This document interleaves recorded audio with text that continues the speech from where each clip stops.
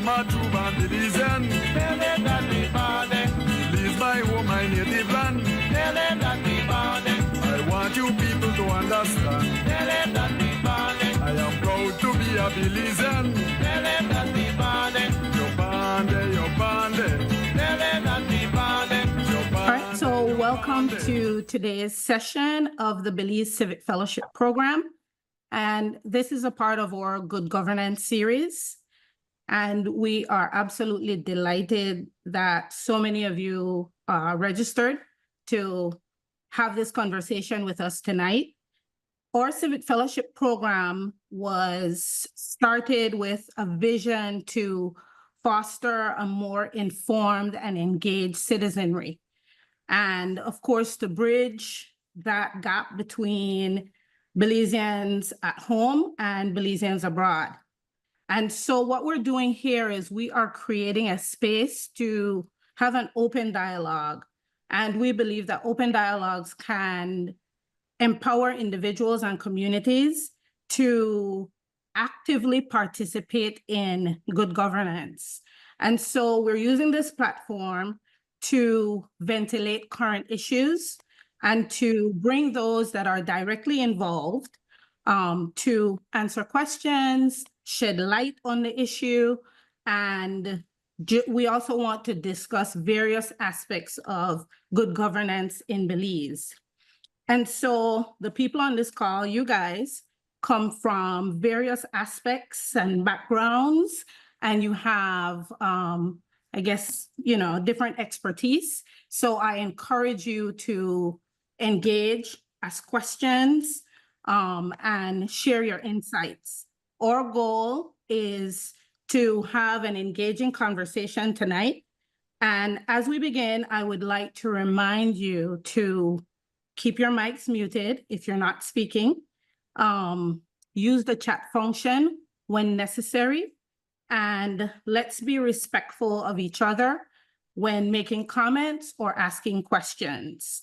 I'll turn it to Rishma to just really go over some of the things that we want to get accomplished and some of the things that we're not going to do, like litigate the issue. So I'll have her speak to that. And then we'll hop over to Darrell Bradley to just give us an overview on good governance so that we could go ahead and just level set on what that is. Rishma? Thank you, Verlene. Good night, everyone. My name is Rishma Eckert. I'm also on the board of the Civic Fellowship. I think this is a great movement. When ARIA and Verlene started it and asked me to be on board, I was very honored that they asked me because I think that these are the types of organizations that eventually help Belize and the advancement of Belize. So one of the things that we want to do tonight is that, as Verlene mentioned, we're not trying to litigate the merits of this issue, right? We're trying to get together to have a discussion so that we all understand foundationally and procedure-wise, policy-wise, why this is an issue. So we're not here to try to say someone is right or wrong. We're not here trying to prove a case or not prove a case. We're not litigating this in the court of public opinion.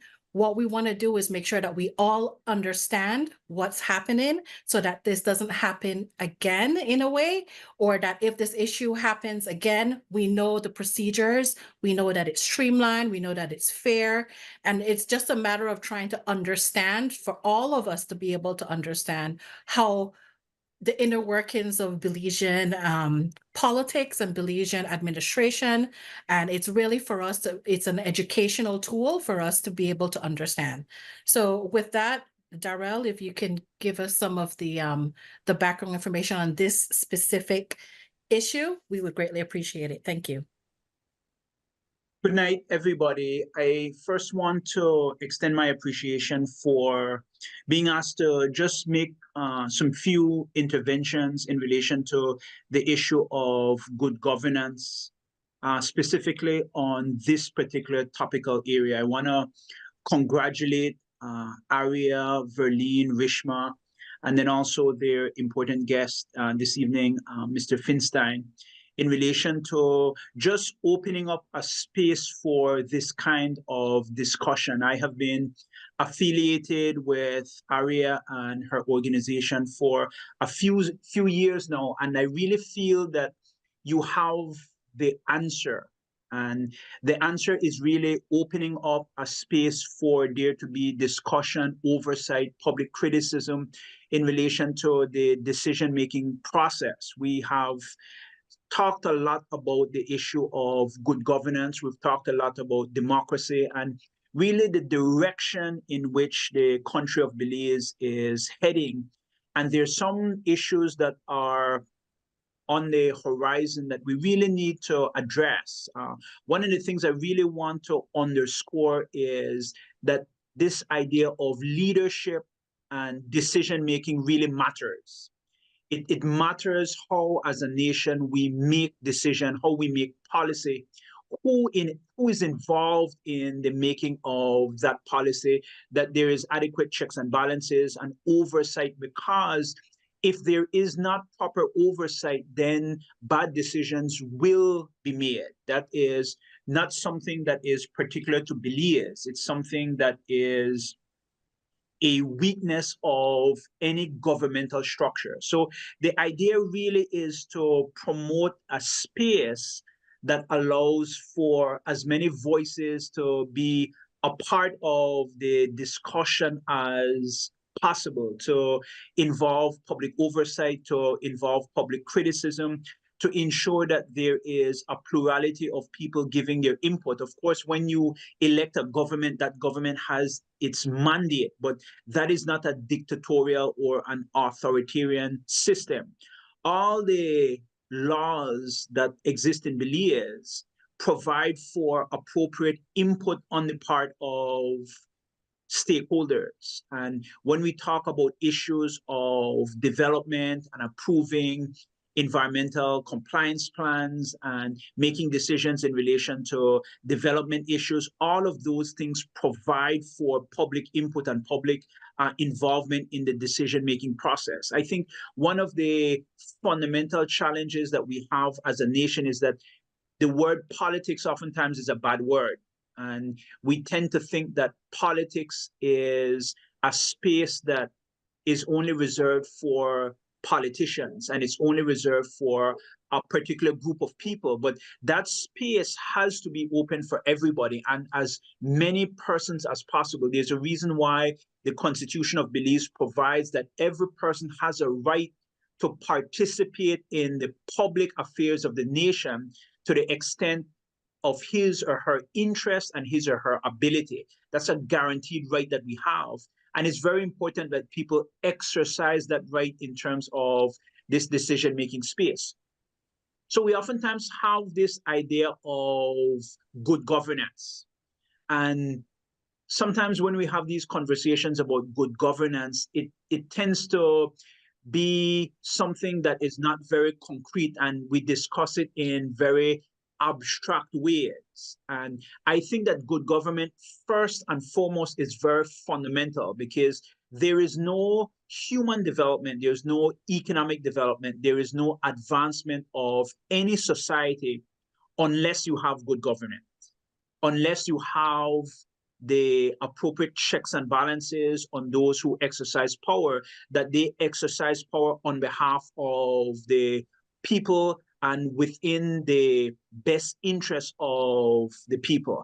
And within that space, the Constitution of Belize provides for appropriate checks and balances. One of the things that I'm oftentimes very impressed with is that we have very good laws in Belize. We have a well-drafted, a reasonably well-drafted constitution. There is appropriate checks and balances. There is an extended section that provides for fundamental rights. One of the things that I oftentimes point out is that our constitution, in terms of the fundamental rights, offers more rights than, say, a country like the United States. For example, in Belize's constitution, there's an express right to privacy. There are certain fundamental rights that are provided in there that are far advanced of many countries in the world today. And one of the reasons for that is simply because Belize is a more recently independent nation. We became independent very late, 1981. And so we had the benefit of looking at a lot of other drafts. We looked at a lot of policies and constitutions, and we were able to pattern our constitution after international documents and existing constitutions. So there is really an underpinning of legislation that is very strong, and it provides for appropriate checks and balances. The problem in Belize is because the society is so small, and because of the conventions and practices and the way that our democracy has played out, we don't practice a lot of the democratic policies. We use a lot of the powers that are provided for in the Constitution in a way that does not provide pluralism and decision-making that is inclusive. I would give a concrete example. The involvement of an opposition party, for example, that's very negligible. The idea of civil society, environmental groups, the participation of other actors in the political space, the involvement of local government in the political space. So, for example, when we talk about government in Belize, it means a federal government or a central government. They're not different bodies of government that interact. So one of the benefits of the United States Constitution is Americans generally say they don't like government, but in the United States, there is a lot of government. So you have the federal government and it goes all the way down to school boards. So there's a lot of opportunity for people really to participate. I am familiar with the Canadian system likewise, and that's a federal system. So they have a lot of municipal bodies. They have indigenous governments. There's a lot of plurality in the governmental structure. One of the benefits of this is that this allows the average citizen to really be involved in the decision-making process. While we do have good laws in Belize and we have a good constitution, our practice has not been to allow a great degree of pluralism and public involvement in the democratic space. I happen to be mayor of Belize City for 2 terms. And when you're a mayor, you have very little power in relation to affecting policy or affecting government. The central government has very significant powers in relation to how decisions are made and tabled. And that's not the way that it should be. That's not the way that the democracy should work. One of the things that I really wanted to make as an intervention in this contribution to this discussion is really an appreciation of the role of government. And this comes from perhaps maybe like an ideological view. And it's not something to say that this has to be the case. But in my view, government should be very facilitative of the democratic process, so that in Belize, government is too much involved in the decision-making process. Mr. Finstein would be able to comment on this, but development has to be led by private actors. Development has to be led by business people. It has to be led by civil society, and it has to be led by individual citizens. Individual persons making decisions in relation to their future and really being empowered by the government to be the architects of their own future, if that is by way of a project, if that is by way of economic development, if that is by way of opportunity. But the private sector should really be an area where government provides policy, government provides support, but government does not control or direct, because whenever government does that, government makes mistakes. I used to always say this: government cannot create jobs. The private sector creates jobs. Business people create jobs. What government should do is that government should be, as best as possible, a neutral facilitator of the democratic space, so that you allow private actors to really get involved, to bring foreign investment to the country, to really try to bring ideas and to generate economic opportunity, to provide jobs and to provide opportunity for people. And one of the things that increasingly occurs in Belize is that government is too much of a power broker in relation to these decision-making processes. And because we do not have adequate checks and balances, government tends to skew the decision-making process, and it tends to come across as very arbitrary, and it has a very undermining effect in economic development. It has, if you are a business person and you are going to invest a tremendous amount of money in various projects or various ideas, you want to ensure that your development is protected. Nobody would throw money after something that they would believe could be obstructed, could be frustrated, could be taken over by government in a very arbitrary way that does not provide for adequate redress, compensation, and checks and balances. That is a recipe for development that's very stunted. And this is what we're seeing. For example, as a lawyer, I have this experience. When I first became a lawyer in Belize, this would have been about 14 years ago, when I submitted a land transfer document to the lands department. Without fail, I got that document back in 3 weeks. I could actually count the days, and within 3 weeks, I got that document back. Now, if I do that same transaction and submit a land document to the lands department, it will take me almost a year, in some cases more than a year, to get that same document back.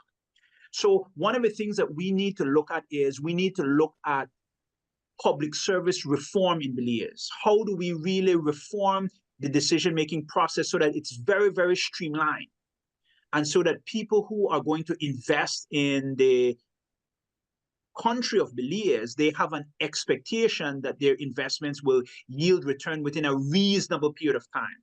We have to really get back to a public service that is merit-based, that is promoting significant degrees of oversight and accountability, that is immune from political intervention, and that can deliver decisions and goods and services to people in an efficient and effective manner. And actually, we do not have that.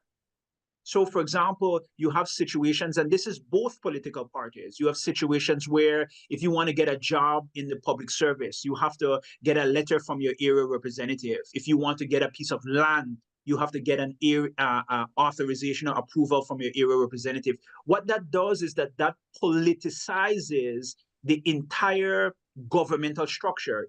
It makes government into a monster, and this is something that is anathema to development. The public service is something that should be immune from political involvement. And when people apply for land, when people apply for licenses, when people make any kind of approach to the government, that should be dealt with in a very neutral, a very sterile, and a very effective way. And it should be dealt with by people who are career public officers. And one of the things that I've noticed in Belize is over the course of the last 20 years since I've been an adult, successive governments have eroded the public service to the point where the public service it's still a respected body, but significantly it has been allowed to be political. And it has been allowed to be filled with people who are political appointees, contract officers, and all of these undermine the democratic space. So that when we talk about checks and balances, and when we talk about good governance, one of the main areas of good governance is to ensure that the public service is really that body that makes decisions on a rational basis.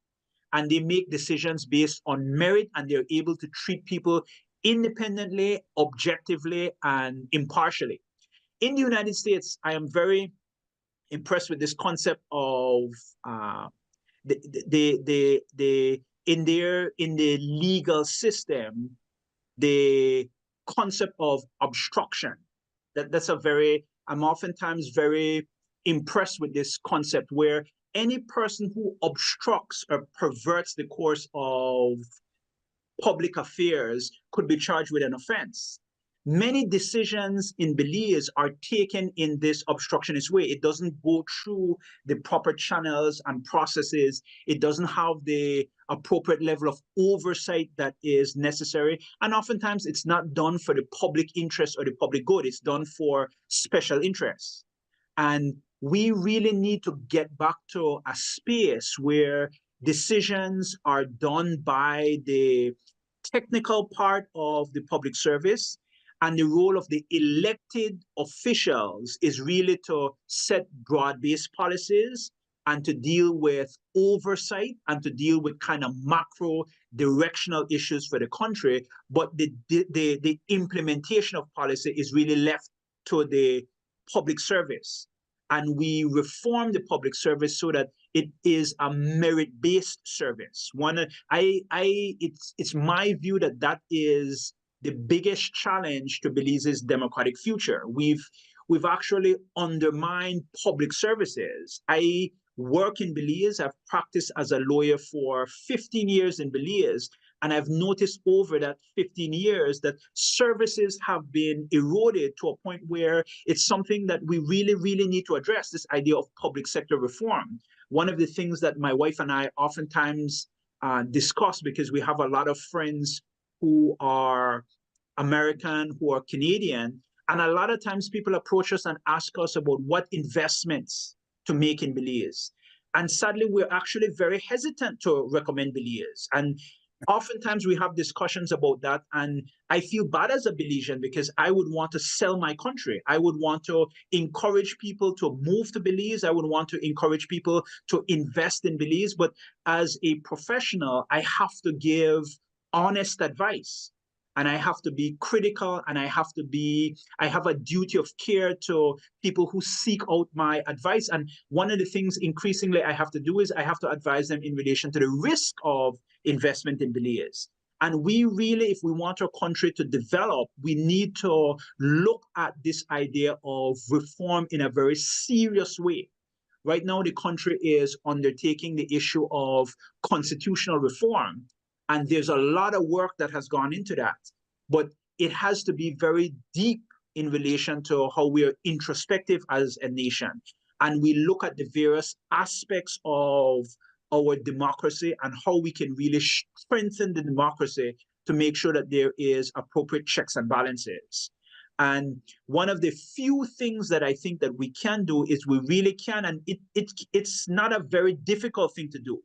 We can look at public sector reform and how do we reform the public service, put in place laws and policies like that exist in other countries that would enable people to hold the public sector accountable for decisions. That is the arm of government that should deliver goods and services in a very efficient way. And if we are able to reform that, I think a significant amount of positive movement can be had in relation to Belize. We will always have problems with politics. That is something that has plagued human society since the dawn of time.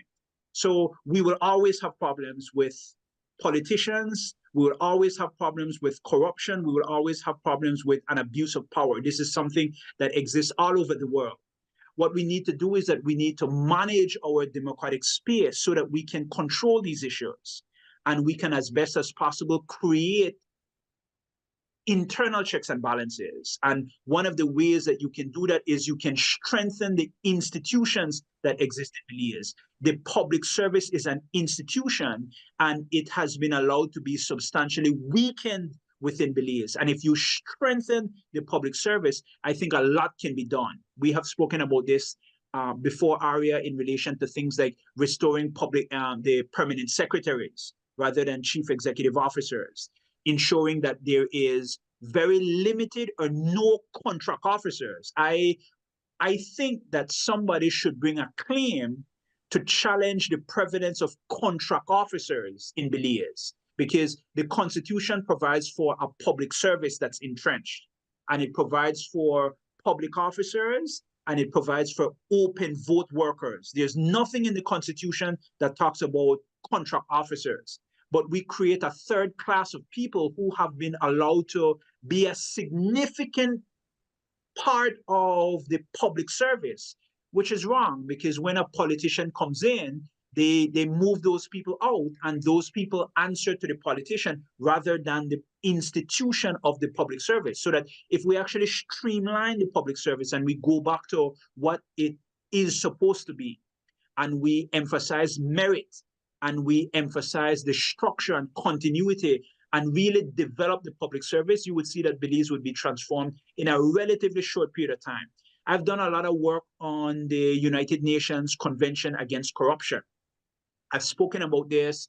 I've written a few things about this. And one of the things that I'm oftentimes very mindful of that is that that convention does not speak about theft of public funds. It's not a significant part of it. It does talk about tendering, but a big focus of the United Nations Convention Against Corruption is a merit-based public service. That's one of the things that it talks about as a prominent feature, because it recognizes the importance of a apolitical, merit-based public service in relation to a democratic country that advances good government and promotes economic development. One of the last... Sorry, go ahead. Or I would want you to touch a little bit on eminent domain. Okay. And what it is for like 5 minutes, and then we're going to start asking Mr. Feinstein. But I want people to understand the Constitution does allow the government to take land. But what are the right ways? Because I read something that the CCJ had issued about the procedures, that the right procedures when you're taking land, and they quoted some book which I'll find and share with you as how you take land for public purpose. Okay, so 5 minutes. So in Belize, well, they call it different things. So in the United States, it is eminent domain. We in Belize have the Land Acquisition Public Purposes Act. And what that does is that it gives the government, because ultimately the government is the steward of all the natural resources in the country, including land. And the government has the opportunity to acquire land under that piece of legislation for public purpose.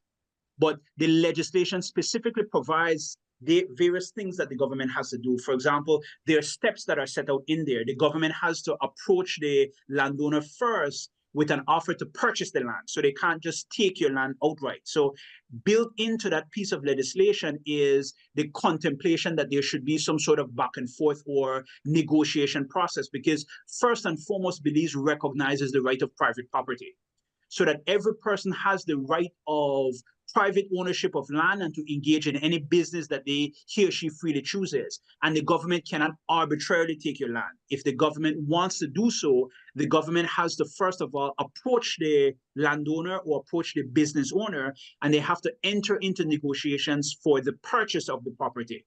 So the legislation actually provides for an agreement to purchase. If that does not work, because for whatever reason, sometimes the government can't find the landowner, or in some cases they can't agree on the cost, there is a compulsory acquisition process so that the government can actually acquire your land by providing notices in the government gazette. So the government can put notices in the government gazette, and the land would be deemed acquired after the second publication in the gazette. But when the government acquires your property, you still have the right of compensation, because that is provided for in the Constitution. So the government has the right to take your property, but it can only acquire your property for a public purpose. And there is cases that say what a public purpose is. For example, village expansion would be considered a public purpose. They would, some sort of public, they want to put like a reservoir or some reserve, or they want to build a road, something that is a demonstrated public interest. And there are cases that actually define what a public interest is. One of the things that I do want to underscore here, though, is that I always mention this point, that good men and women make good laws, but good laws do not make good men and women. And so one of the problems that we oftentimes have is that our laws, although they're good, they are very vague. So if you have government that is, they want to do things that are not ethical or not in the best interest of the public, they can stretch this definition of what is a public purpose, and that goes to litigation. What we want to do is that we want to ensure that there is transparency and oversight in these acquisition cases, so that these kinds of cases do not result in any kind of abuse. One of the problems that we have seen in the legal circles, and this is a major issue, is that government has used the resources of the country, both political parties, as a football from independence. And what we have done is that we have sold land. And when we sell land for cheap. So we may sell land for $5,000, $10,000. And when the land wants to be acquired back, you have to pay $10 million for the same plot of land. And that's something that I have seen that happens time and time again. And it's something that needs to stop.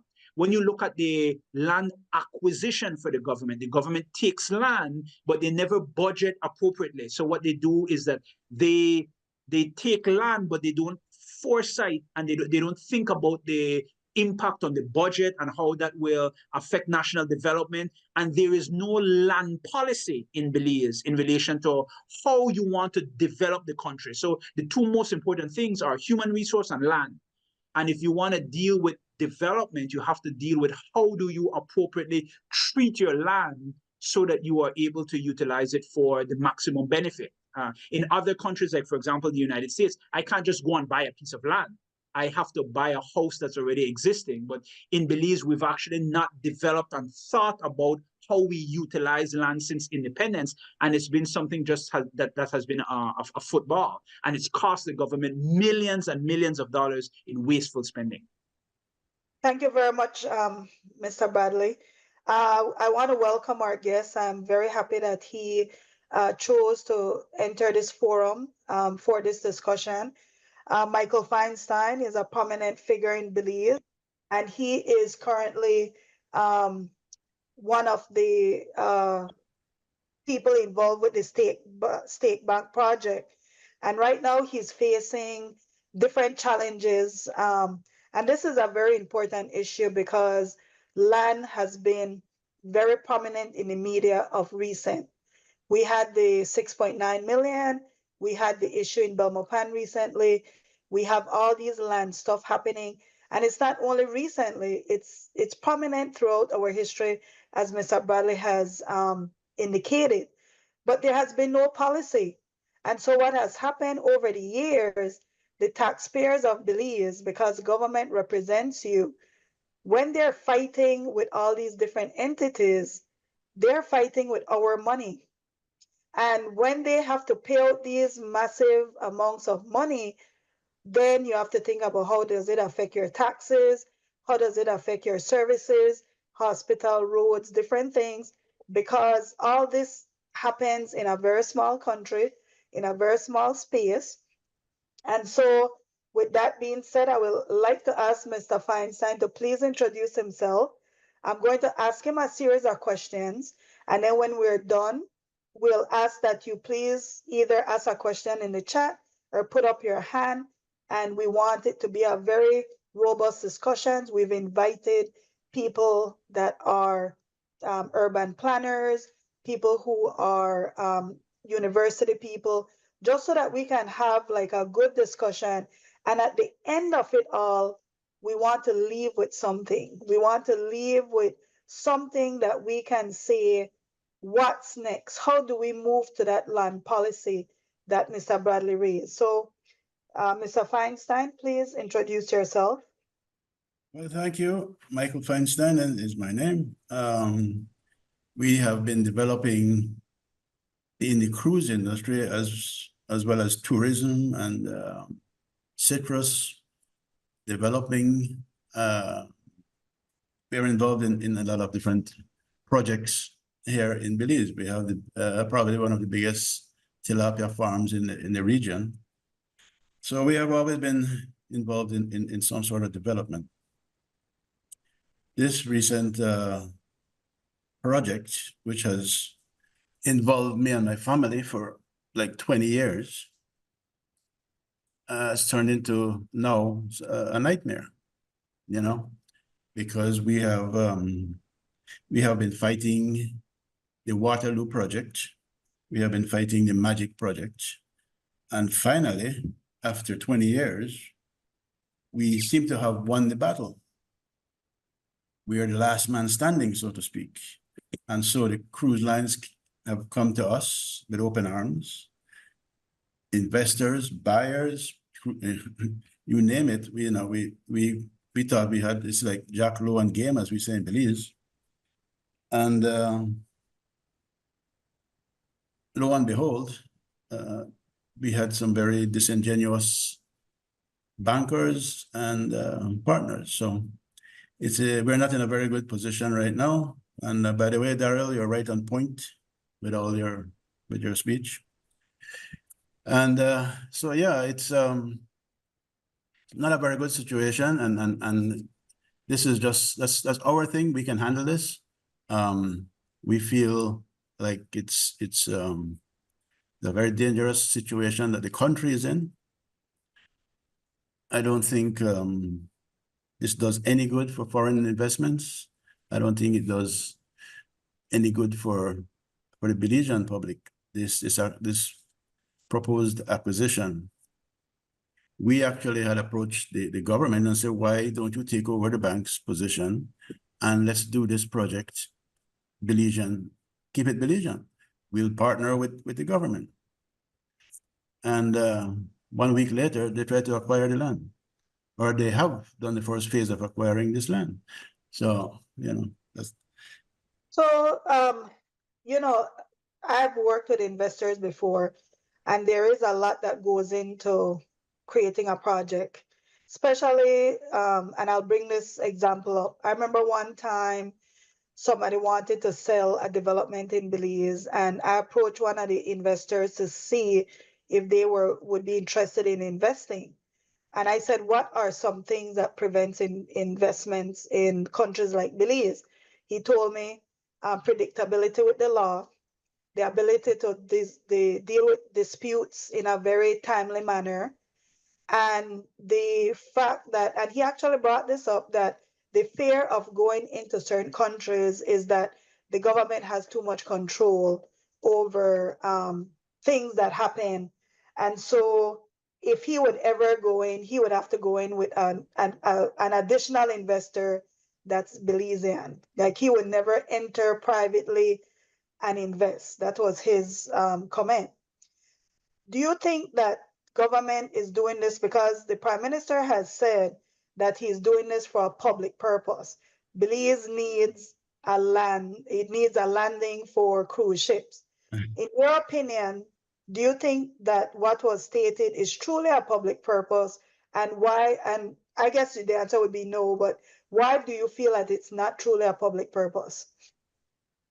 Well, the whole idea of doing this project was to, besides keeping it Belizean, I mean, it's a beautiful project for the country and creating, thousands of jobs from start to finish.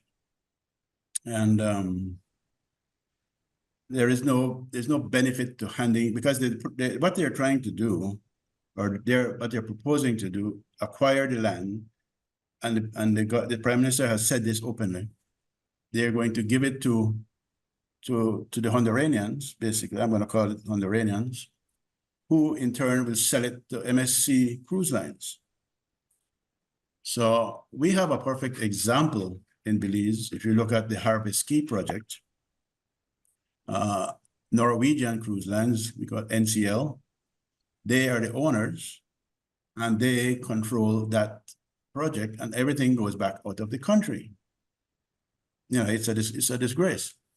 So even if any of you have taken a cruise, you know that you get a ship card, sort of like a credit card, and you go on Norwegian property, and you can purchase everything using that credit card, that ship card, and the money is automatically going into NCL's account in the US.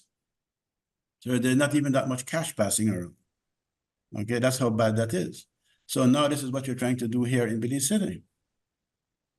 It really doesn't make any sense when they talk about well, we don't have the money to finish it. Well, that is not true, because when we spoke to Carnival, we took them out to the island, showed them, they fell in love with it, and they offered us a usage agreement.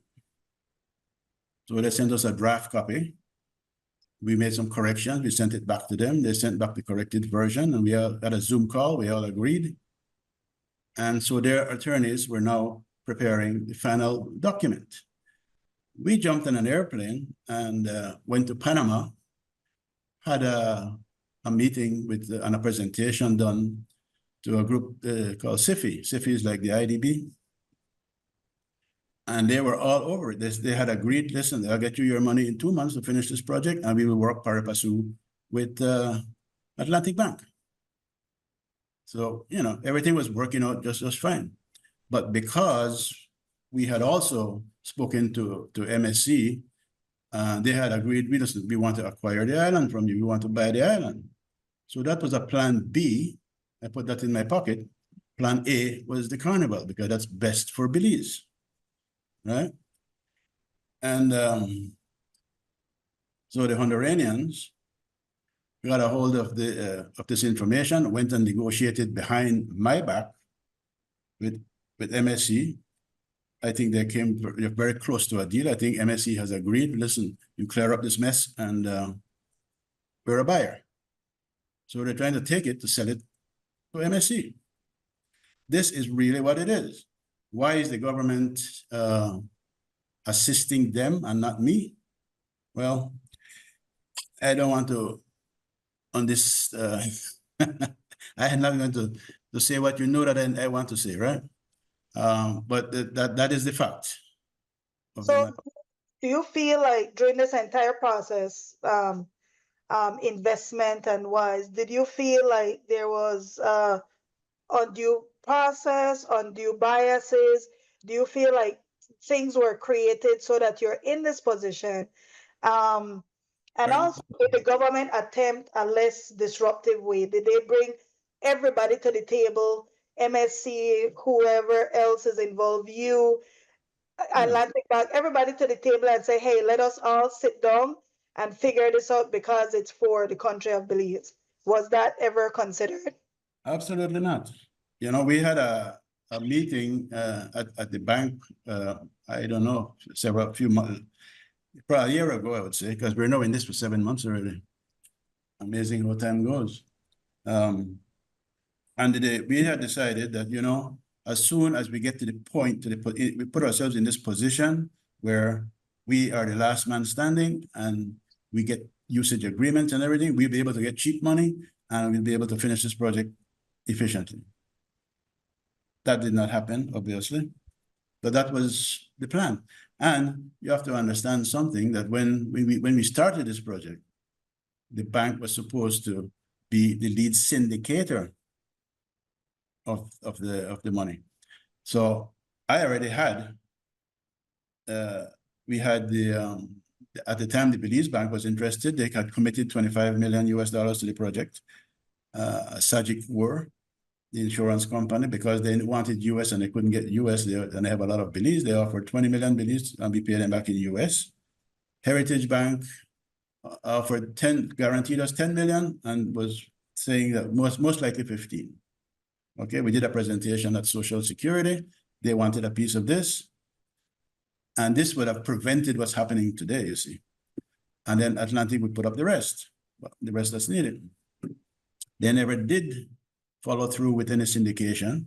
So that gave them the opportunity to do what they did. So in other words, this was all planned from day one, right? And that was not what we agreed upon. The syndication would have prevented this from happening. So it was fraudulently done. And, you know, unfortunately we got tricked into this, but this wasn't the arrangement. I do have just a few more questions. Sure. Has there been an external, because, you know, as we mentioned, we are a very small economy, people, everybody connected, and so the undue influence factor may exist. Has the government considered bringing in a third party that's completely independent and disinterested into this discussion of public purpose to show that they are truly acquiring it for a public purpose, one? And was there any public consultation before government started the process of acquisition? Nothing like that. Nothing like that ever happened. We are not in any negotiations with the government to sort this matter out. They have a commitment to the Honduranians, and that's why we are where we are. We have never negotiated this project. You know, they're doing what they're doing, and they're hell bent on finishing it the way how they have it planned. There is no negotiations, and there has not been any negotiations. So I have a big question. This is my last, and I'm going to open it up to people to ask questions. And we want the questions to be around good governance, you know, Yeah. right ways to do it. Because in my research, for example, in the UK and I believe Australia, whenever a government is taking land, they are required to involve an independent third party, one. And the other issue is two, to bring it to the public so that it can be ventilated in the public, so that when your land is taken, the public knows what's all involved.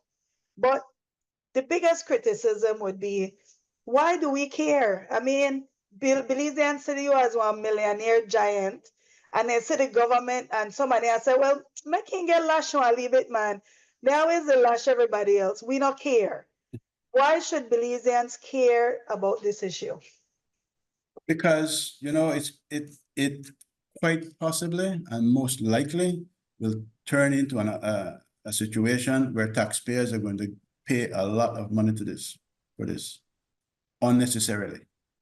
It really is not necessarily. I spoke to the Prime Minister a week before he tried to acquire the property.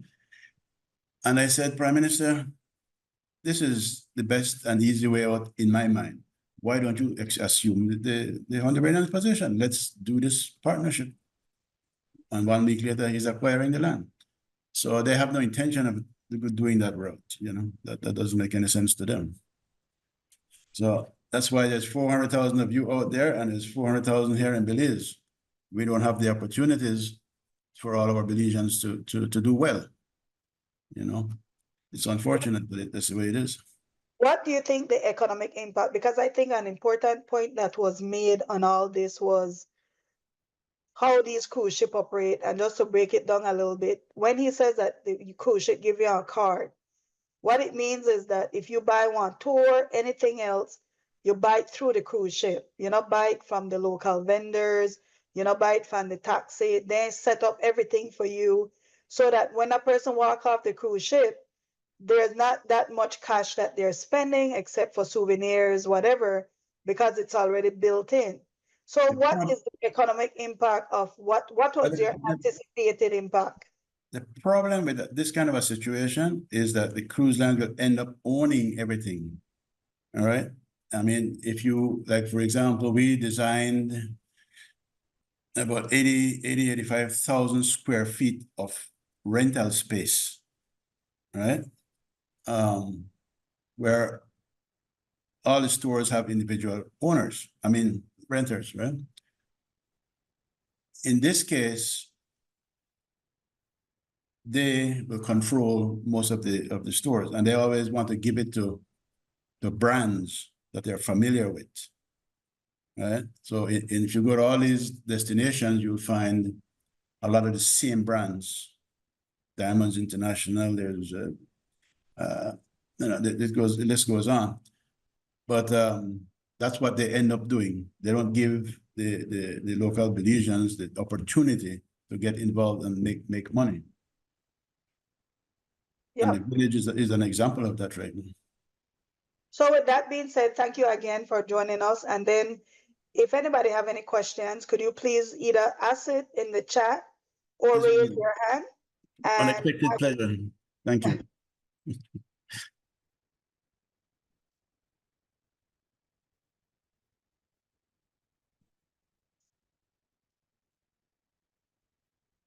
All right, so we've opened the floor for questions. In the beginning, I said that, you know, the call, in this call, we were joined by people who have various backgrounds. So we have economists, we have attorneys, we have urban planners. So go ahead, ask questions, so that, we could get your insights. Kareem? All right, good night. I guess I'll try out some first question. Thanks, Mr. Feinstein, learning a lot, and everybody else. So I'm not very familiar with the entire issue, but when things like this happen, I mean, these happen in the past where you hear this investment and this project happening and all of that.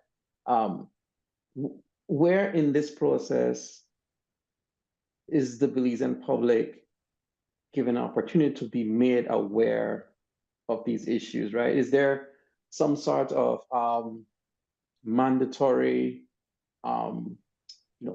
public hearing, before any of these projects even start going through, right? Where, this should happen at different times all over the country for a period of time where people become very aware and knowledgeable, and especially since we're dealing with the resources of Belize, do we have, and this might be a question also for Mr. Bradley, but do we have any sort of, we're talking about processes here, so do we have any sort of process or, Yes.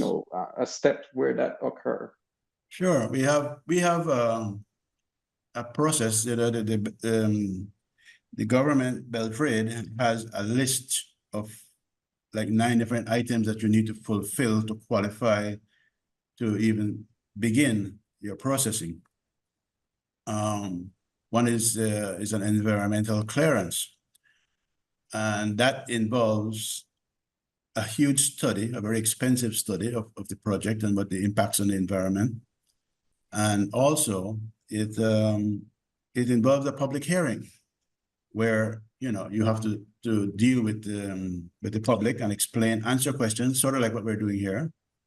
And clarify any issues that there are. The Department of the Environment also attends these things, and they answer any environmental questions. I would then answer any about the project itself, and the impact on the public.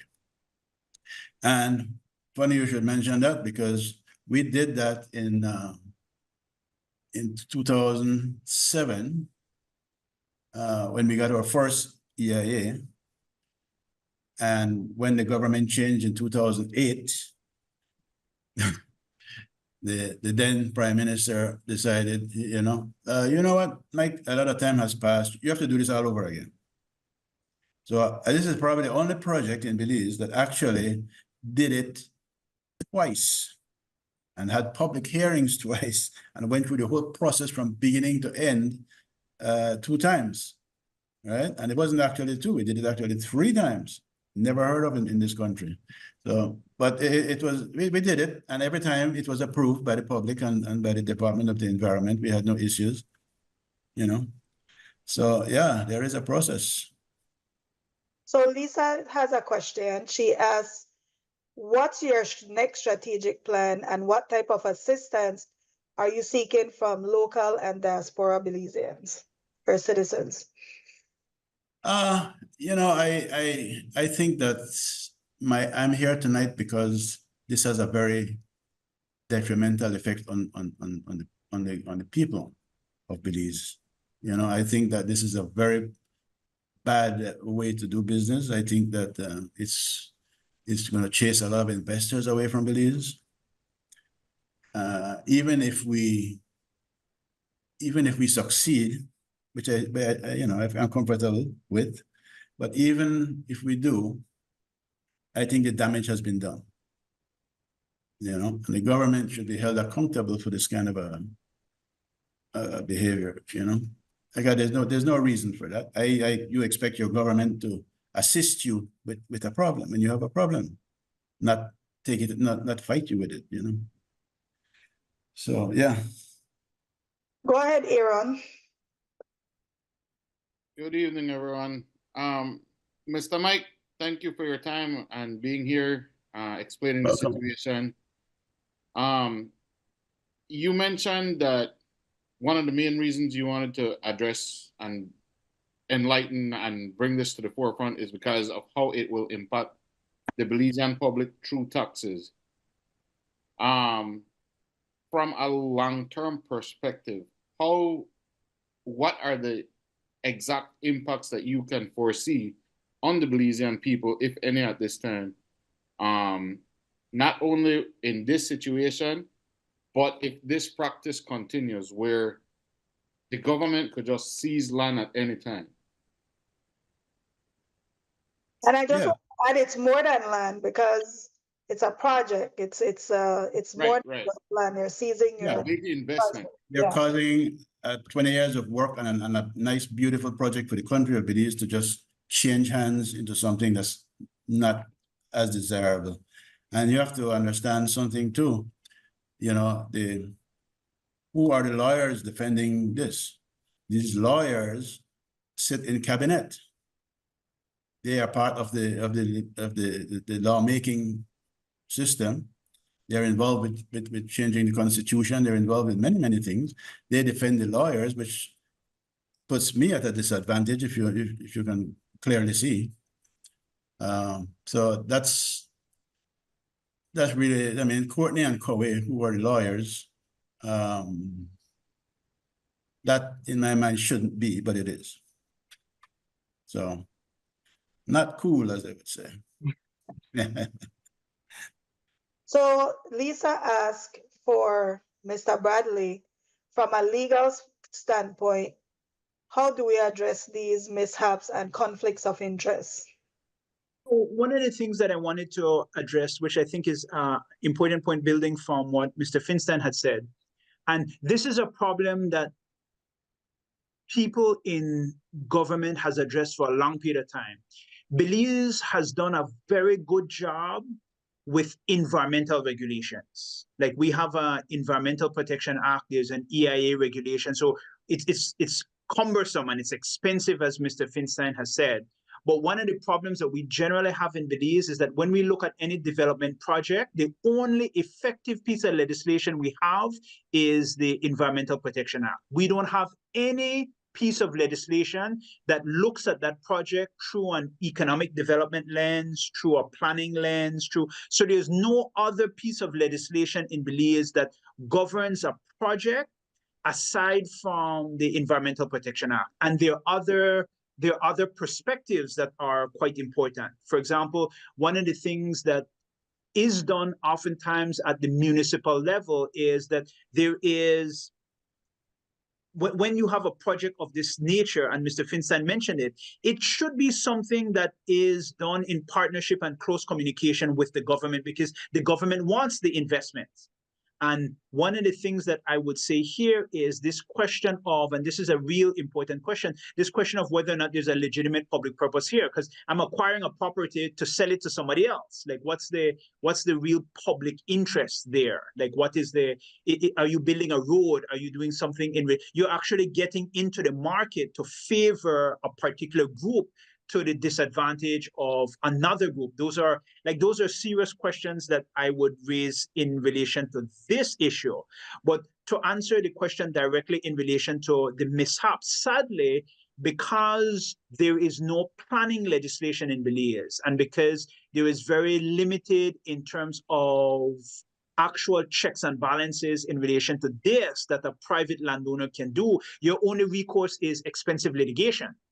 And that is costly. One of the, I think Aaron had mentioned this, but one of the long-term impacts of this, medium-term and long-term, is the actual compensation costs that the government would have to pay out. So when you talk about the government acquiring BTL, when you talk about the government acquiring BEL, when you talk about the government acquiring this development project, these are billions of dollars of taxpayer monies that have to be negotiated and paid out. So rather than focusing on development, we have to focus on settling these claims. For example, I'm a lawyer. I've been practicing for 15 years. One of the biggest people that we sue on a daily basis is the government, because the government makes all of these decisions and all they do is waste money, because as opposed to focusing on national development and how do you attract foreign investment, and how do you, one of the things that Mr. Finstein said, which was very important, is you want to promote Belizean businessmen. This is a Belizean project. that would have really focused on identified Belizean businesses. So when you look at the plan and so forth, they would have been in terms of like 1,000, all of those are local people that would have been involved in the actual project. When you have somebody now who is outside, who's going to take, they don't have that kind of interest there. So there's a lot of loss that would affect as a result of government intervention. But the problem is, in terms of the misstep and who deals with it, nobody will deal with it. And the problem is that it's going to be very costly, and the taxpayers, because this is going to cost the government. It's going to cost the government in terms of the compensation costs, legal fees. They're probably going to have to make a lot of concessions to bring in these foreign people, and the people of Belize will lose a lot. So we have to really look at the transparency in relation to how these decisions were made, and I really commend ARIA's group on this. It's not because I saw in one of the chat, it's not that we're litigating the question, but the decision making is actually very important, because we need to review these decisions, because these things have long-lasting impacts on the people of Belize. It's going to cost us a lot of money. I mean, I pay taxes, I pay a lot of business taxes, and we're going to have to use resources to settle all of this litigation. Thank you. Anybody else have any questions? Go ahead, Lisa.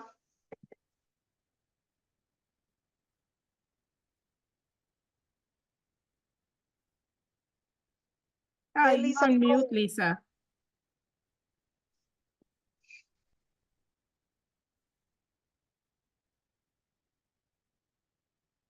All right, can you hear me? Yes. Yes. Hi, good evening, everyone.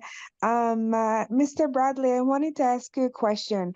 So specifically for clarity and my understanding, when you're developing a project, what is the first step? Like, can you go through like what is the first legal step, and how did the government get involved to the point that they have now acquired this land? If a private project was being developed, how did the government get involved? So one of the things that Mr. Finstein had indicated is that I believe he had said that the first EIA was in 2007. Is that correct? That is correct. So in the initial, when you do these types of projects, you are operating through the lens of the Environmental Protection Act. So your major point of contact as a developer would probably be the Department of the Environment, and you will go through a series of stages to get environmental clearance, because we have very, very good laws in relation to environmental protection. And in relation to the other aspects of it, for example, Mr. Finstein had mentioned belt trade and so forth, you approach them to get like concessions and other kind of benefits and so forth.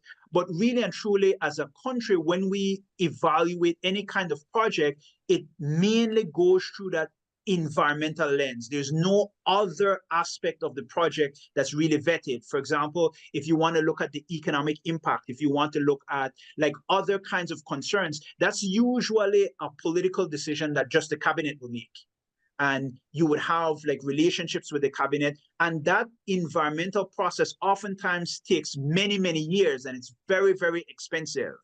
And so that would have gone from 2007. Now we're in 2024. And so at the back end of this, because there's a problem, now we are starting to ask questions about the viability of the project, the economic benefit of the project, the funding aspect of the project. But if there were effective legislation to look at it from a planning perspective, that would have been looked at in 2007. So we're actually, because of the lack of an effective mechanism to really, in a sense, and this is the important question, how as a nation do we deal with investment and development monies? Because Belize needs this. And we don't have any kind of framework to deal with this in a sustainable way. So the reason why we're having these conversations in 2024 is because there's conflict now. And because there's conflict at the back end, now the government tries to get involved in a very reactionary way when they should have been a part of the project, integral in the project, supporting the project from 2007 all the way, because this is something that, I mean, this is several $100 million. This is a major project for Belize. And there's no other involvement than the environmental lens. The government now is becoming involved because there's a problem. And because we don't have mechanisms for dealing with that, it just is handled by the courts. So it's handled through litigation. It should be handled through negotiations, but the government doesn't oftentimes do that. So they let the lawyers sort it out, and it becomes very complicated, expensive, and it becomes a mess. Okay, we also have Bay Rivas. Could you go ahead and ask your question? A question for the attorney, Mr. Bradley. So in terms of whenever we have situations where we see acquiring of property and so forth, there's always a question as to is this a trend, you know, or where are we heading in terms of, because we do see governments who seem to become authoritarian, and it seems that, or I'm not sure if it's part of a communist ideology, in terms of that trend of acquiring property and chasing out investors and so forth. How would you assess the situation that we are in? Is it a government who, as the Prime Minister constantly repeats, you know, we have a mandate, and is it a government? Are we seeing, or are we in danger of a trend of a group of people having getting used to or wanting to have that ultimate power, or is this simply maybe an isolated matter, not as in a serious concern, as in the deterioration of our democracy? Well, I think that that's a very good question, Mr. Rivas, and it's something that we have to be very worried about, because it is an increasing trend. For example, we had discussions in relation to the acquisition of the port that was done because there were union conflicts, and there were different considerations there, but that's not so far off in the past. Now we have this acquisition here. We've had other major acquisitions. I don't think that it is an indication that we're going in a particular ideological view. I do believe, though, that it is an indication that there's a lack of appropriate foresight and planning on the part of the government in relation to the economy. Like, you have to watch certain things which are very critical to the economy. For example, transportation is very critical. Port services are very critical. So there is no project in Belize of the magnitude of these projects that the government should not be acting in a very supportive and facilitative role. What happens is, because we have a lack of general planning, and there's no planning legislation in Belize, there's no planning legislation. The government just gets involved in these projects when there is conflict. And when there is conflict, the only legal recourse that the government can actually do at that point is a buyout.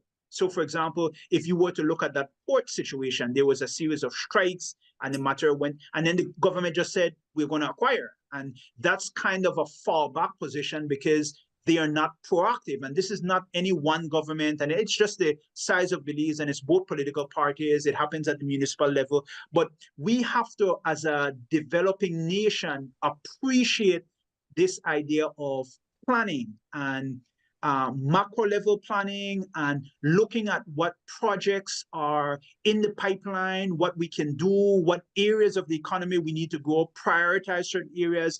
This idea of a really viable cruise port. I mean, this idea from Mr. Finstein was in the pipeline when I was mayor. Even before then, this was a long thing. This would have been a beautiful project in relation to the country. And this is a homegrown kind of development. And I don't think that it is anything that the government is kind of saying, okay, this will be our new ideology in terms of government acquisition. I just think that it happens as a result of a lot of missed opportunities on the part of government. And one of the big problems in relation to this is that the litigation would likely deter future investors in Belize. That's to me, that is the most significant negative impact. So that if I were somebody who is looking at investing in Belize, there's a government acquisition and there's a lot of litigation, it's uncertain, I would say, hey, you know what, better not, because it's just too much of a risk there. If I may interrupt, Mr. Bradley, you have to look at our real situation here. We have a private corporation within the government. Okay, so they, as a private corporation, they're profit orientated, right? So when anyone does a profitable project, they intervene. Okay, I'm sure you know this, but and it's not mentioned a lot. But this is actually factual. Okay. I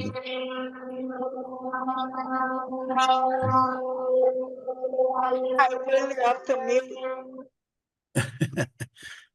Anyway, as I was saying, you know, this to me is a very, very dangerous situation for Belize. Nothing good will come out of this.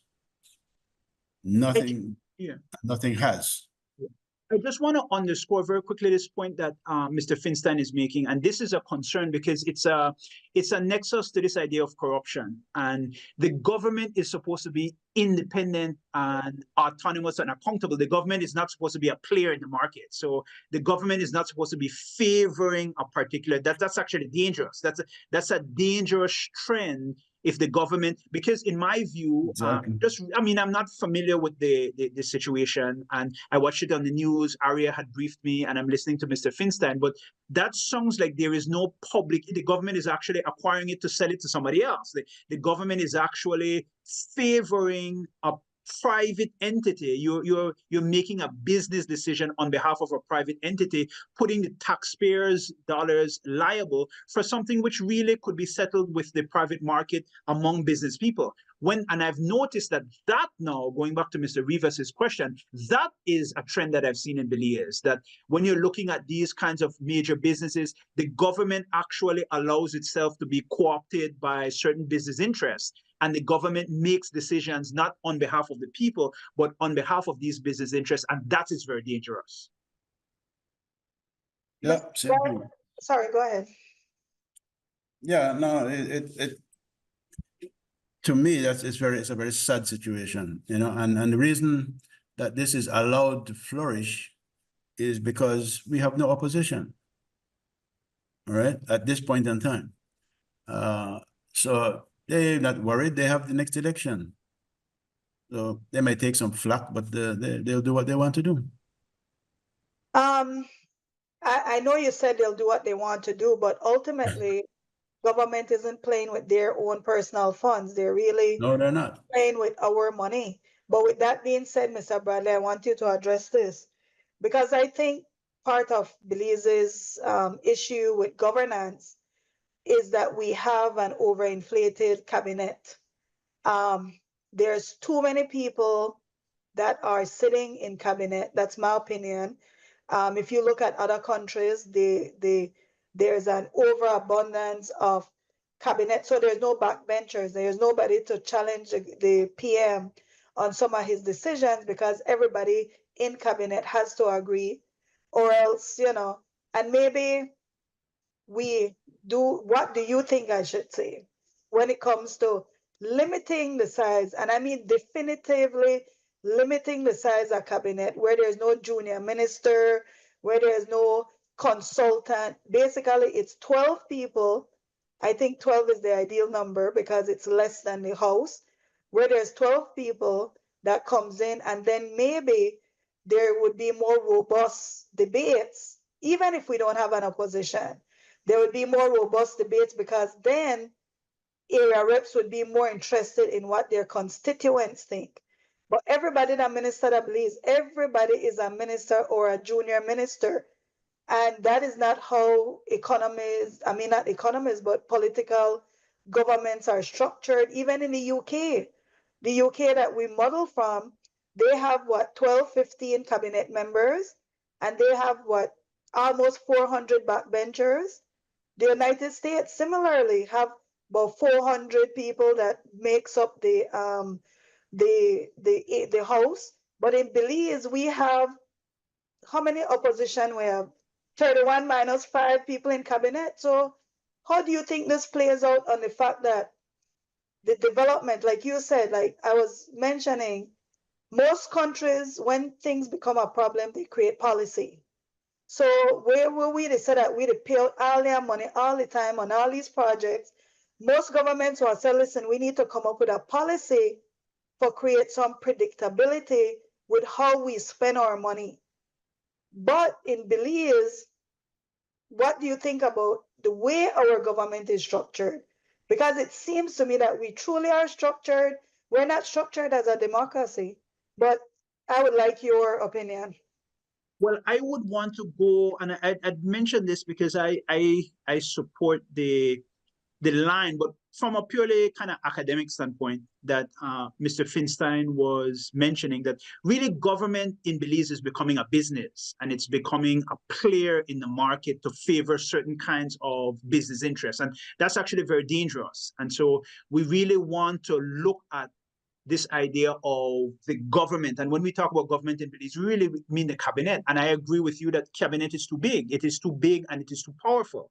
And their decisions oftentimes go unchecked. And there's not enough institutions in Belize that can act as a counterbalance to check the power of cabinet. So if they really want to make a decision, there's no challenge to that decision at all.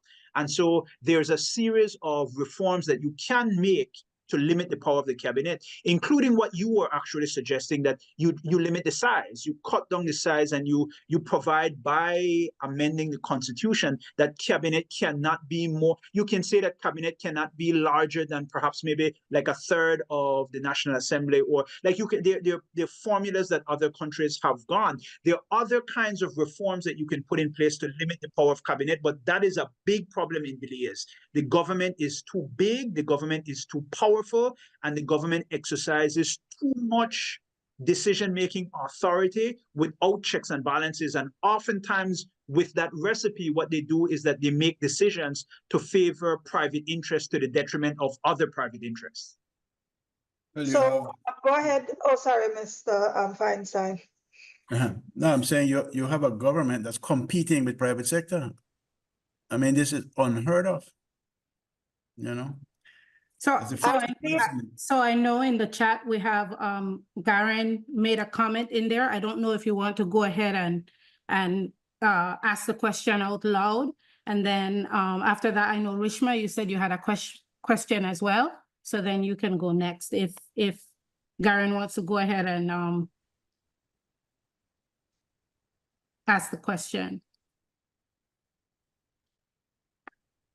Hi, good evening, everybody. Good evening. Sorry about that. My son was running around, so I was muted. A couple of things here. Mr. Bradley, you had about a few minutes back, I just mentioned about the Port of Belize buyout. You know, I found it interesting that in December of 23, you know, about 10 months ago, GOB purchased the port from Lord Ashcroft's bank for about 200 million Belize under the guise of, you know, modernizing it to be a functional port. But they did not take the compulsory acquisition route. They must have had negotiations, sat down, had the proper meetings for whatever reason, and chose to take a business route for it. Even though that's been in receivership for, I'm not actually sure how long, but quite a while. And then a few months later, GOB announces that they're going to do the compulsory acquisition of Stake Bank without any of those other type of negotiations. I find it strange that they take two such vastly different approaches. One for an investor like Mr. Ashcroft, who's a foreigner, and one for an investor like Mr. Feinstein, who's local. You know, I'm out of Los Angeles, and my time is split between Belize and California. And you know, I've heard about the crab in a bucket mentality of politics in Belize. Mr. Bradley, do you think this kind of falls in line with that? Did you ever see that in your time in office? Maybe some comments from the both of you guys, just to maybe to clarify that, and how do we deal with that? So you're very correct. I mean, that's a very good illustration that you have two, I mean, there are different circumstances, but the government chooses one approach with one and a very different approach with another, but it's because of who the players are. So this is one of the fundamental points that government in Belize, because of the size of government, the influence of government and the size of the economy, the government is a private actor, which it ought not to be. And in that case, I suspect that they wanted to benefit Ashcroft. He probably had a lot of friends in the government, so they took a particular kind of view.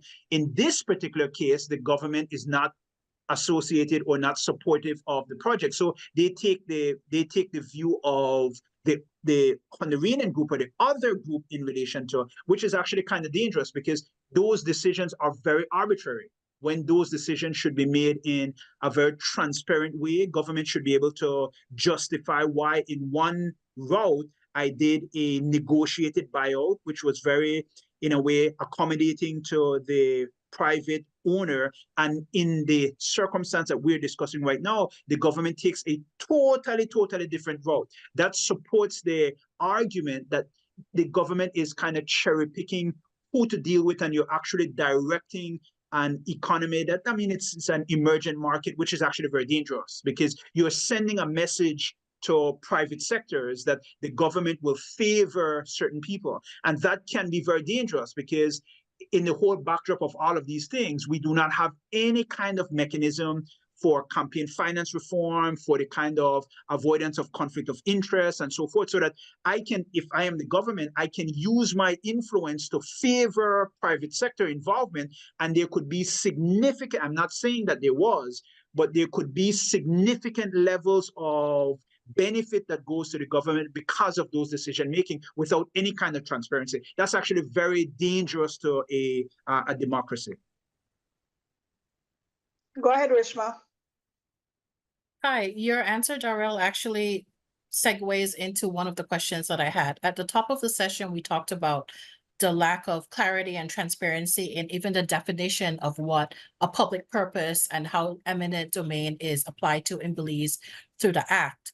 Now, what would be your opinion on the ability to introduce legislation to clarify these definitions so that it can be applied regardless if it's an international developer, a local developer, anyone who's coming in to invest, so that you have one sort of standard streamlined process and definition regardless of who the players are? That would be something very good. And I mean, in addition to those kinds of things, I think that this whole, because the land acquisition legislation is always a problem. Government takes land and they know they can't pay for it.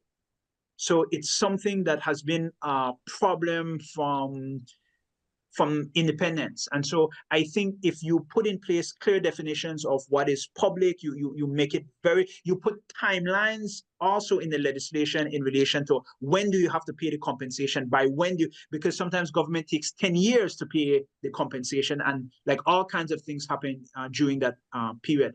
There are also other very positive steps that can be put in place. For example, the involvement, and ARIA mentioned this, in other countries you do this, the involvement of a neutral third party. There is supposed to be like a land acquisition, like there's a valuation board that determines what would be the compensation that would be payable if there's any kind of dispute. But there could be other boards that are set up in the legislation, for example, to determine whether or not something is public. I think that there needs to be an avoidance of this conflict of interest, or even the impression of the conflict of interest, so that the legislation can provide for quick ways to resolve some of these conflicts, so that you don't go to litigation and you don't take 5 years in terms of sorting something out. There is some sort of independent panel that can determine whether or not this meets a minimum threshold to satisfy in relation to what would be considered a public purpose. But in terms of just the general discussion and my general knowledge of what's going on, this is not a public purpose. You're acquiring something not for any interest of the public. You're acquiring it to then resell it to somebody else. And this is what I'm saying, is that I want to be able to take our discussion and have something actionable. So for example, if we wanted to introduce an amendment to the legislation or new legislation to put together those timelines, to put together a more specific purpose, to put together definitions that are clear and transparent. How do we go about doing that? Do we need to have one of the cabinet ministers lobby for that? Like, what is the process of that? How do we make change? Well, one of the things that I would say is, for example, I believe this, that you, Rishma, because I know you for a long time, but you are already making change, and ARIA is already making change. The discussion that you're having here is already part of the solution. What I think would be very good is from the organization that you put together some, like a concept note, because it would be very difficult to get somebody from the cabinet to step aside from the cabinet and introduce independent legislation. Like a special interest sort of bill that we can put together through the Civic Fellowship? Okay. Yes, so you can actually put, because this is one of the larger questions, which is not necessarily for this forum, but just how do we introduce legislation in Belize? I remember when I was studying law in Jamaica, as a law student, we used to go to the subcommittees of the Jamaican Parliament, and as a law student, we used to recommend changes to the law. So our professor used to have us writing papers, and like I used to go there along with other classmates, and we would read things out to the members of parliament to say this is what we would recommend in terms of amendments. When we pass laws in Belize, many of our laws are passed in one day, and there's no sense of civic involvement. So or deliberation on it. Yeah, there's no kind of deliberation. So one of the things that I would recommend is if you put together, I mean, nothing long, like 1 or 2 pages in relation to like a concept note, and you start to publicize that among your members. This is something that would be quite effective, because this issue of land and land usage and land misuse and abuse is a major problem for Belize. It causes significant amount of wastage, and this piece of legislation is something that it could be tailored, because there's model legislation that's out there from the United Nations or other countries, so that it's not kind of like rocket science in relation to how to solve this. We just need the political will and the media, and you're kind of championing the issue and getting the information out there with more of these sessions, so that people realize that, hey, you know what? This is a real problem in Belize, because I can foresee if we have future problems with the opposition, you may have more of an increasing powerful government, and you will have special interests who are much more powerful in relation to the government, and that will really undermine the democracy. And so these kinds of reform kind of papers, like a short paper, would really go a lot, because you can send that out as a press release, and you can circulate that, and it can start a wider discussion to say that, hey, you know what, we need reform in this area. One of the things I want to add to is that, which I thought the reason why I think this is important, is that if government can take on a powerful businessman that can afford the attorneys, where do we stand as small investors who are building a house or something? It's easy to be railroaded through a system when government has unlimited funds to challenge you in a court system, and the money is not coming out of anybody's personal pocket. They're not personally liable. And so even if they make wrong decisions, we, the taxpayers, will end up paying, period. I know we've had Mr. Feinstein and Mr. Bradley, who generously give us his time, because we couldn't afford Mr. Bradley otherwise. Hey, can't afford me either. No, I'm kidding. But I wanted to call on Mr. Tom Greenwood. He is in here somewhere, because he wanted to talk a little bit about how these types of decisions impact him or impact people like himself. Mr. Greenwood, could you unmute? And Will Mejia, could you go ahead and say your comment out loud? Yeah. It's interesting, the different points of views that show up in the chat. But Aria, I think that the point that you made is very, very, very important, and we shouldn't gloss over it. The fact that the government, it seems, want to it's already discouraging to have to litigate against a government that has infinite finances. But those infinite finances are not theirs. We're paying into that. Oh, here's Will. He's coming back in. Yeah, he's coming back in. We're paying into that. We're the ones that are funding these litigations for injustices against our own people. I think that shouldn't be skipped over. I think that should be emphasized over and over again. Yeah. All right, so Will is back in. You can go ahead and unmute Will. Yeah, okay. Go ahead, we can hear you. Yeah, all right. I just to say, I mean, like we have a lot of dialogue taking place here. We see a lot of injustice taking place. I just think that we need to like take a different approach. I believe that Mike have the resources. So, you know, you brought a lot of guys out there to help to build the island, bring them back out there and defend your land. I mean, I think that we really have to move to that to that kind of situation because you're spending money on attorneys. I mean, you know, I mean, how about investing in some of those same guys there and defend your land? Not a bad idea, Will. Because I mean, you have to, because the way the country is moving, like these guys, they just like do whatever they want. And if we continue to be docile, Belize are one of the most docile nations I have ever seen. Nothing from the students, nothing from the unions, nothing from civil society. You know, you have the same people, handful of people who always voice opinion. I believe that it is time to use a different approach. You know, I mean, defend. You work hard for over a decade to build what you have out there. Bring guys out there, and you know, I'm sure that you know this will draw the international community attention if the BDF have to go out there and the Coast Guard have to go out there to try and remove you from there physically. And how many people can you move from there physically? They can't. So, well, I will go with what Golson said in the past, that we really should try to fix things first before we reach revolution. And I understand it because, Will, you take a lot of risk when most Belizeans would not take, and that is to be well respected without a doubt. I would hope that, I always say Belize is such a small country, and I was having this discussion yesterday. We're such a small country that if we actually get into a physical fight, when we beat up with friends, with cousins, with somebody, Exactly. that's how tiny we are. So that's why small communities, and not even in the United States, that is why small communities have one very hard problems with accountability. Because when you enter a small community, I gone to school with you, my sister married to you, this one, this and that. And so decision making becomes more difficult because your auntie will call and say, I can't believe you never give me data, the job, I can't believe, blah, blah, blah. And that's how we're functioning. And we should look at countries like Barbados, who comes under one of the least corrupted all the time in how they police their system. Because I think we are small, we're young country, but we are at that point, I believe, that we need to start policing our system so that everybody, we have to live up to a constitution.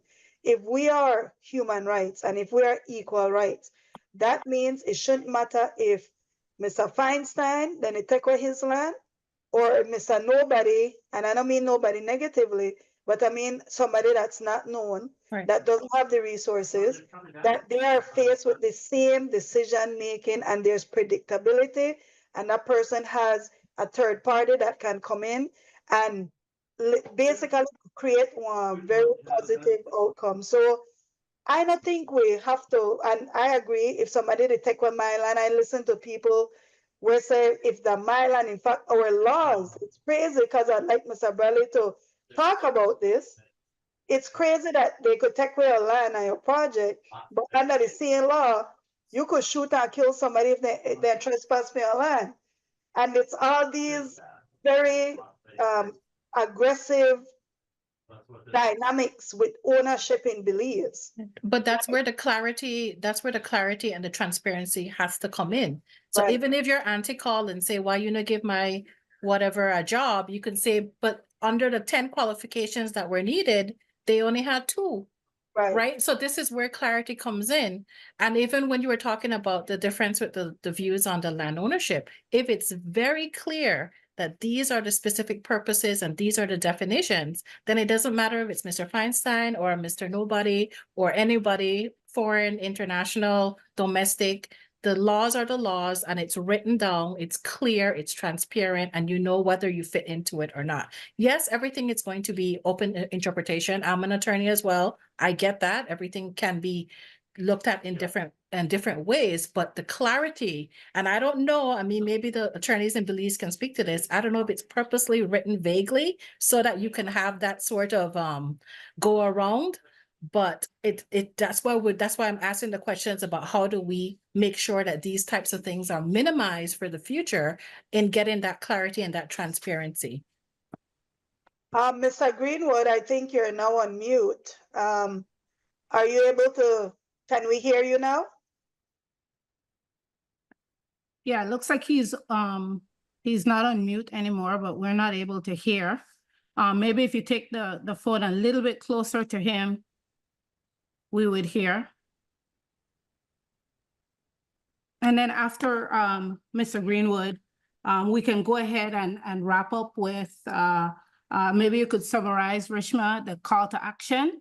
And we definitely want to be respectful of everybody's time. So we'll go ahead and wrap up then. Can I ask a question in the meantime? Sure, go ahead. And this may be for either Mr. Feinstein or Mr. Bradley.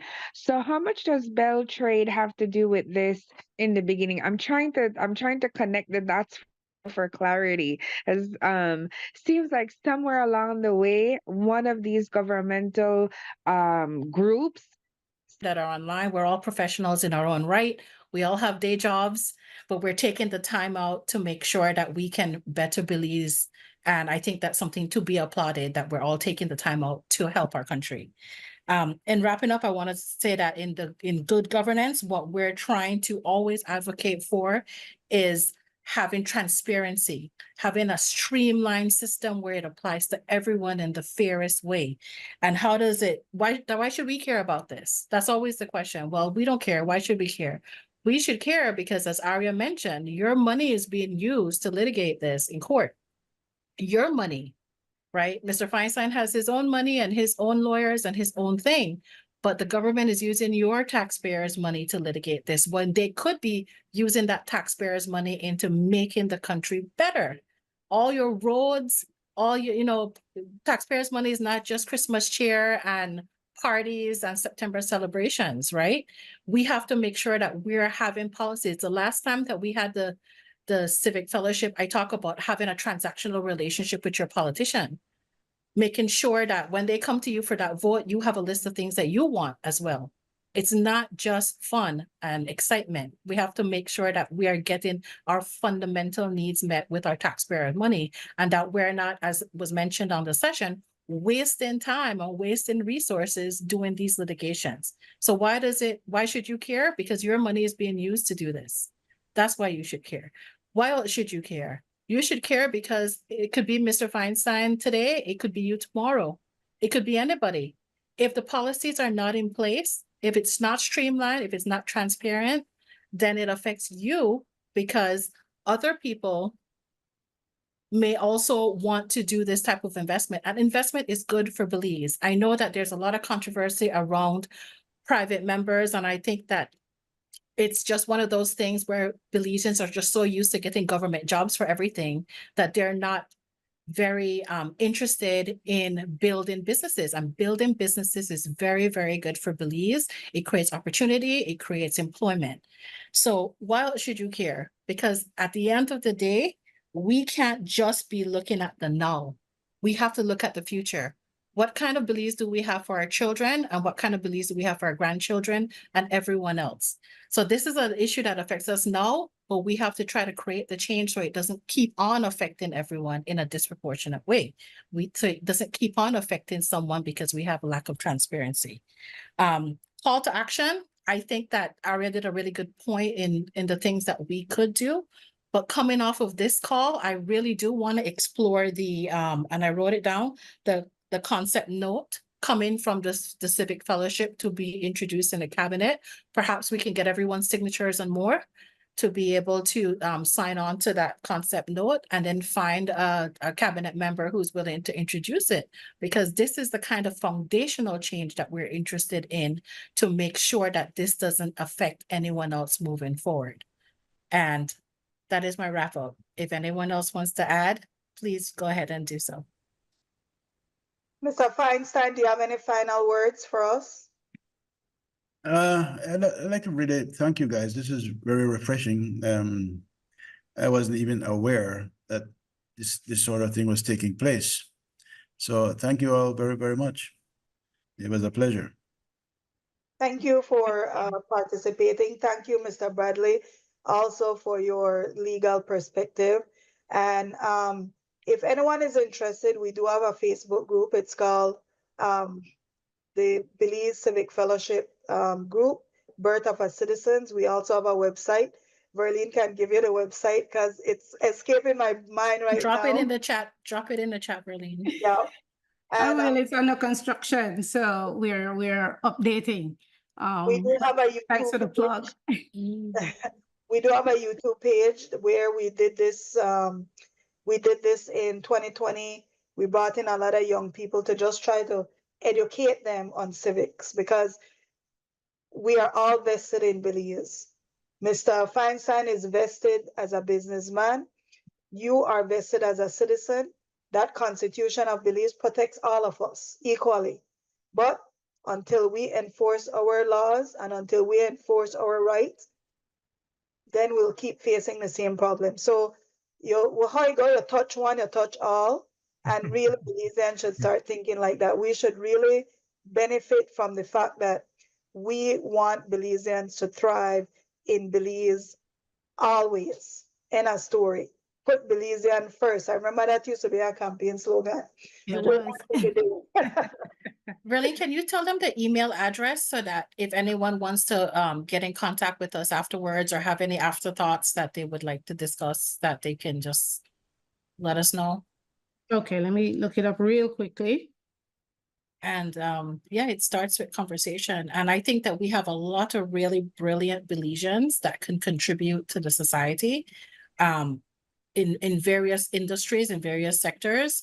And, you know, we have to be able to put our brain trust together and make the country better. We have too many smart people to have a country like we have in Belize. Like we just have too much talent out there and too many resources at our fingertips.